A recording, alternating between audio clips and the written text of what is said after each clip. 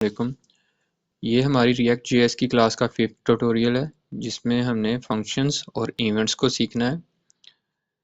Functions बनाने के लिए जो कि हम ऑलरेडी जेएस में सीख चुके हैं, जो मेथड होता है हमारा और सिंटैक्स होता है वो ये होता है कि हमने पहले फंक्शन लिखना होता है, फिर नेम, फिर हमने पैरेंथेसिस देनी है और करली ब्रैकेट्स के अंदर हमने कोड लिखना होता है। हमारा सिंपल जो हमारा फंक्शन का स्ट्रक्चर है वो ये होता है। तो अभी हम हमारे कोड की तरफ जाएंगे, रिएक्ट जेएस के कोड की तरफ, जिसमें हमने हमारा ऑलरेडी सेटअप बना के रखा हुआ है।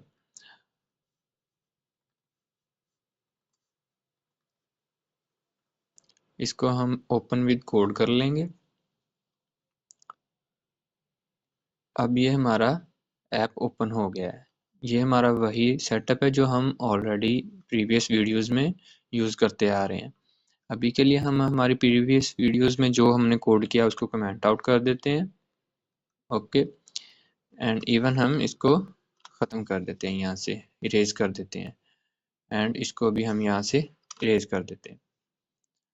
अभी हम देख रहे हैं कि हमारे पास जो कोड है उसमें सिंपल हमने एक ऐप का हमारा कंपोनेंट बना हुआ है जिसमें हमारे पास डिव के अंदर हम कुछ भी डाटा लिखेंगे। हम यहाँ पे h1 लिखते हैं और इसमें हम कुछ भी डाटा लिख लेते हैं, लाइक फंक्शन क्लास।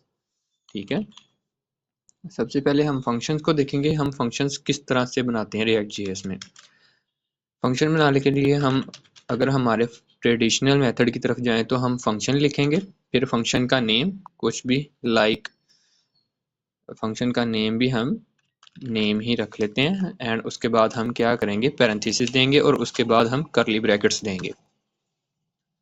अब यहाँ पे हम कुछ भी डाटा रिटर्न कर सकते हैं, कुछ भी लिख सकते हैं। ठीक है, हमारा कोई भी लॉजिक लिख सकते हैं। उसमें हम ऐसे करते हैं, हम रिटर्न कर देते हैं अपना नेम। ठीक है, अब हमने जब हमारा ये फंक्शन लिखा गया है इसको हमने हमारी HTML में यूज़ करना है, तो हम क्या करते हैं, हम HTML में जाते हैं, HTML के किसी भी टैग में, लाइक हम एक टैग और बना लेते हैं यहाँ पे h2 के नेम से, और इसके अंदर हम करली ब्रैकेट्स यूज़ करेंगे यहाँ पे, और यहाँ पे हम हमारा फंक्शन कॉल कर देंगे। फंक्शन कॉल करने के लिए हम पहले फंक्शन का नेम लिखेंगे, फिर हम फंक्शन की पैरेंथेसिस देंगे यहाँ पे। अब हम हमारी ऐप जो हमारा फोल्डर है या फिर हमारा जो सेटअप है उसको रन करेंगे, npm run dev।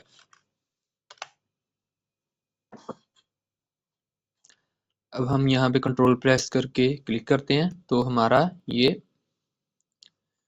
आउटपुट हमें नज़र आ गई। यहाँ पे देखें, हमें हमारा नेम रिटर्न हुआ नज़र आ रहा है। अच्छा, तो अभी हम यहाँ पे ऐसे करते हैं कि अगर यूज़र ने खुद से कोई वेरिएबल नेम देना है, लाइक जैसे ही कॉल करे तो कॉल करते दौरान वो नेम में वेरिएबल में अपना नेम पास करें। ठीक है, लाइक जिसको हम बोलते हैं कि पैरामीटराइज फंक्शन किस तरह से बनाने हैं हमने रिएक्ट जेएस में।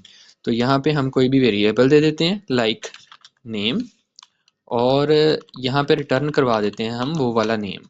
ठीक है, वो हमारा वेरिएबल लाइक नेम, और यहाँ पे हम कॉल करते दौरान हम कोई भी जो नेम देंगे फिर हमारे पास वो नेम आ जाएगा। ठीक है, कॉलिंग के दौरान अब ये है कि जब किसी भी टैग में हम कोई सा भी नेम दे सकते हैं, जितनी दफ़ा कॉल करेंगे हम हमारे फंक्शन को, और हर दफ़ा हम अगर कोई डिफरेंट नेम दे रहे हैं तो वो वाला नेम आएगा।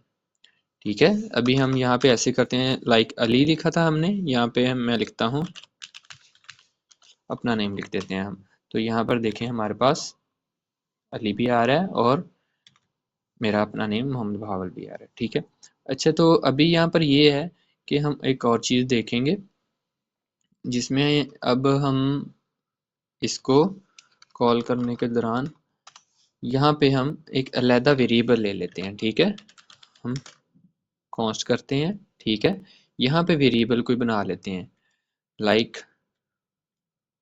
a इज इक्वल टू, यहाँ पे अगर हम कोई दे देते हैं नेम। ठीक है, कॉन्स्ट दे सकते हैं हम, कुछ भी दे सकते हैं, हम यहाँ पे भी बना सकते हैं और उसके बाद हम कहीं और पे जहाँ पे बनाना चाहें वहाँ पे भी बना सकते हैं। अभी हम यहाँ पे क्या करेंगे, यहाँ पे ए पास कर देंगे तो हमारे पास यहाँ पे क्या आ जाएगा, असद। अच्छा, बेसिकली हम अब इस लॉजिक को समझते हैं जब हम कॉलिंग के दौरान इसको नेम यहाँ पर दे रहे हैं। यहाँ पे क्या हो रहा है, इसको मैं कमेंट आउट कर देता हूँ, इसको भी मैं कमेंट आउट कर देता हूँ। हमने यहाँ पे हमारा फंक्शन कॉल किया है, यहाँ से क्या हो रहा है, हम यहाँ पे नेम दे रहे हैं, ठीक है।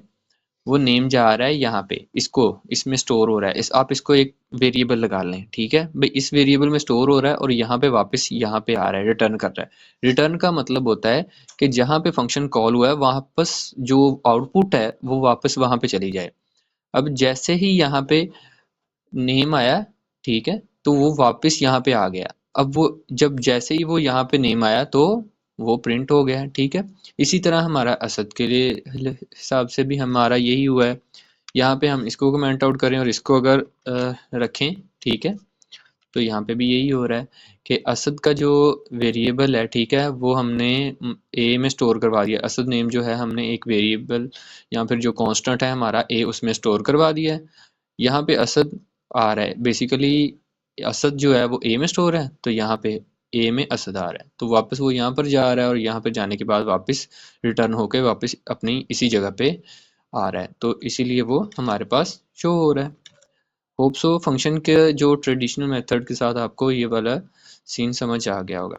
अब हमारे पास फंक्शन बनाने का एक लेटेस्ट मेथड है जो कि ES6 में है, हम पढ़ चुके हैं। उसमें ये है कि हम फिर यहाँ पे फंक्शन नहीं लिखते, हम यहाँ पे कॉन्स्ट कर देते हैं, ठीक है। और उसके बाद हम क्या करते हैं, यहाँ पे फंक्शन के नेम के बाद इक्वल लगाते हैं और पैरेंथेसिस के बाद इक्वल लगा के एरो सा बना देते हैं, ठीक है। अब ये क्या है, हमारा ये एरो फंक्शन बन जाता है, ठीक है। अब हम ये भी सेम एज इट इज़ ही काम करेगा जैसे हमारा ट्रेडिशनल फंक्शन मेथड काम करता है, आप देख सकते हैं, ठीक है। वैसे ही हमने इसको कॉल करना है, वैसे ही इसको यूज़ करना है। अब ये है कि हमने देखना है कि हम इवेंट्स में like on click, on double click, on hover, उन पे हमारा जो फंक्शन है कैसे अप्लाई करते हैं। तो यहाँ पे क्या है, हम एक फंक्शन बना लेते हैं, ठीक है। फंक्शन का नेम रख लेते हैं पॉप अप, ठीक है। तो कॉन्स्ट हम यहाँ पे एक एरो फंक्शन बनाएंगे,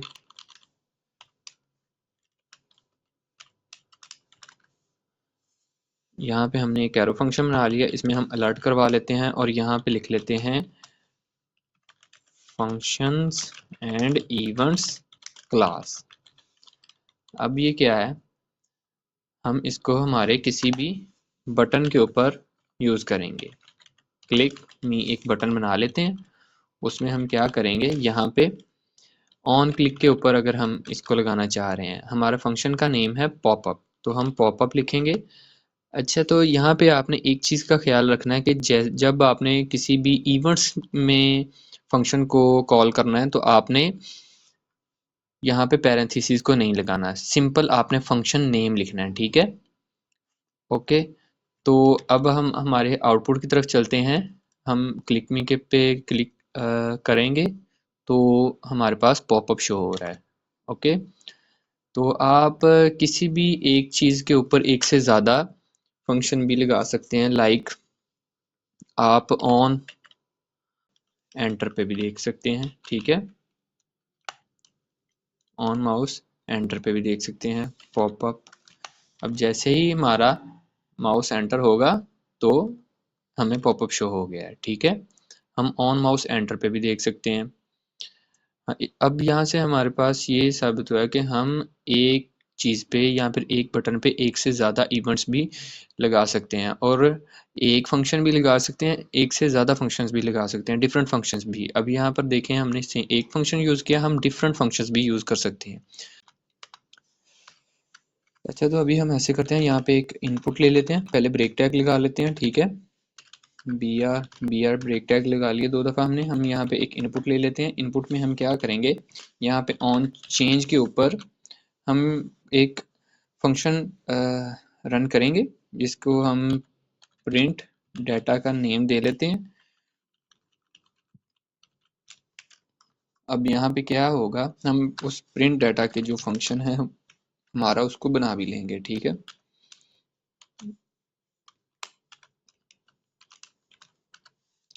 अब लॉग करते हैं, यहाँ पे हम ऊपर यहाँ पे एक इवेंट भी ले लेते हैं, एक पैरामीटर ले लेते हैं जो कि हेल्प करेगा हमें डाटा गेट करने में, ठीक है। हम event dot target dot value, okay. अब हम जाते हैं हमारे आउटपुट की तरफ और यहाँ पर आके हम देखते हैं हमारा आउटपुट। अब ये देखें, जैसे ही हमने यहाँ पर कुछ लिखा तो ये देखें नीचे लिखा जा रहा है, ठीक है। जैसे कि हेलो लिखा है तो ये देखें हेलो आ रहा है। अब ये देखें हर जैसे ही एक कोई भी वर्ड एंटर होता है तो ये हर वर्ड को लॉग करवा रहा है, ठीक है। तो हम यहाँ पर ऐसे कर सकते हैं कि हम कंसोल डॉट क्लियर कर देते हैं, ठीक है। ये क्या करेगा, हमारा जो भी हम लिख रहे हैं उसको क्लियर कर देगा, ठीक है। जैसे कि हम यहाँ पे हेलो हाउ आर यू, अब ये देखें हमारे पास डाटा आने लग पड़ा है यहाँ पे कंसोल में। अब इसी तरह से हम अगर डाटा यहाँ पे यूज़ कर रहे हैं तो हम किसी और जगह पे भी डाटा वो वाला यूज़ कर सकते हैं, ठीक है। होप सो आप लोगों को इवेंट्स और फंक्शंस की समझ लग गई होगी।